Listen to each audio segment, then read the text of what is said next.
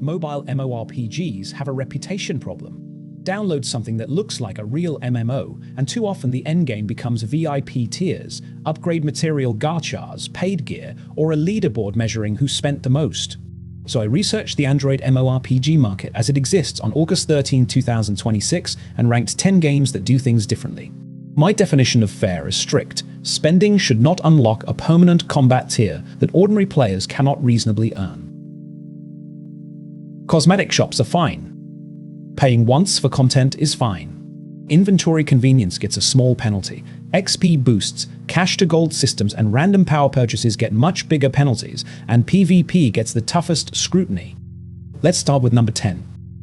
OSRS is the controversial inclusion. At its core, this is still a membership-driven sandbox rather than a mobile gacha MMO.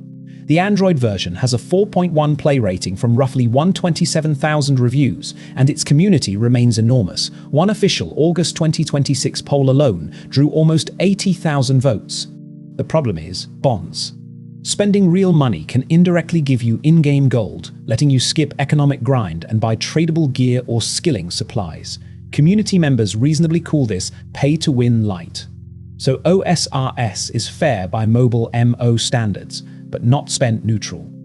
Iron Man is the cleaner option. Heartwood Online is almost the opposite story. The developer's published position is that nobody should ever gain a power advantage by spending money. Monetization has focused on cosmetics and conveniences instead of stronger weapons or paid stats, even though the game includes PvP. The catch is polish. Google Play shows more than 1 million downloads but only a 2.9 rating, and the Android app hasn't had a Play Store update since December 2025. Development is still active on the official site, but this remains an early access style recommendation.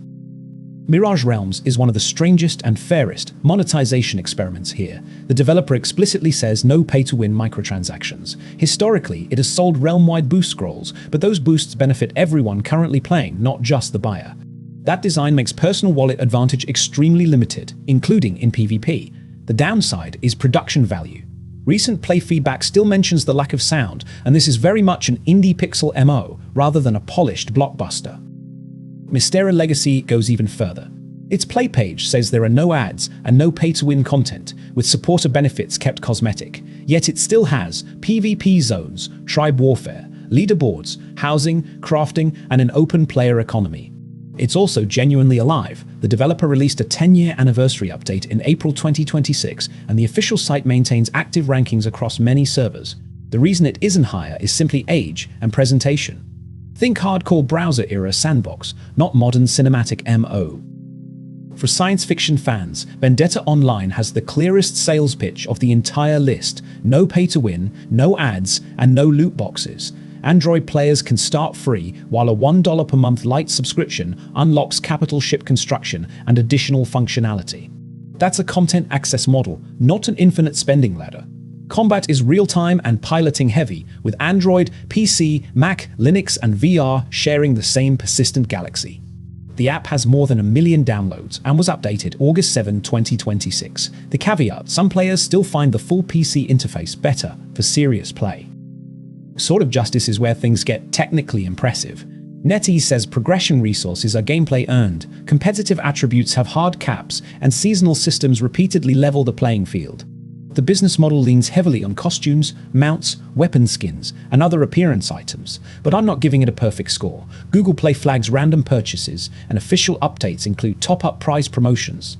So this is a surprisingly fair, modern Eastern MMORPG, but its monetization UI is more complicated than the simpler games above it.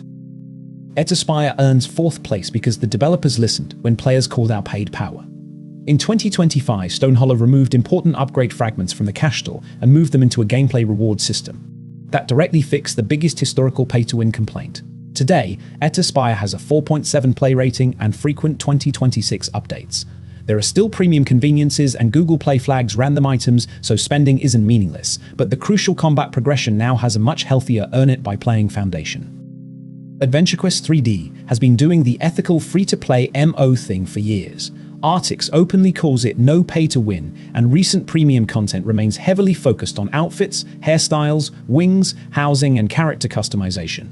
With 5 million plus Android downloads, this is also one of the most proven mobile MMOs here. There are paid inventory conveniences, and play does flag random items, so it isn't monetization free. But you don't need to open a gacha for the stat package required to compete. Hero of Aethric is my favorite choice for players who don't mind turn-based combat. Northern Forge advertises no ads and no paywalls, and the game still supports guilds, raids, and PvP. Google Play shows 4.6 stars and more than 1 million downloads. Community players describe the shop as cosmetics plus consumables that are also obtainable through normal gameplay. The real price you pay is time. Aethric can be very grindy, but that is exactly the trade I prefer in an MO. Progression because you played, not because your credit card crit harder. And number 1 is Guild Wars Reforged.